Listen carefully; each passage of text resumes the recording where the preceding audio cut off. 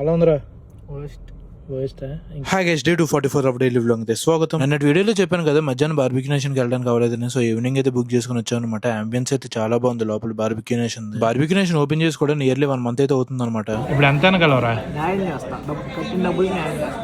550 rupees న్యాయం చేయకపోతే నువ్వు డబ్బులు కట్టాలరా. 550 చేస్తా. ఇప్పుడు అలాగే ఉంటుందా? సరే ఈయన అడుగుదాం.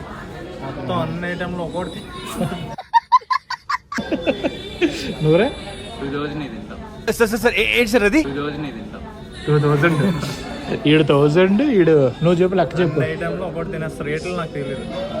ఈడు 2000 అంట.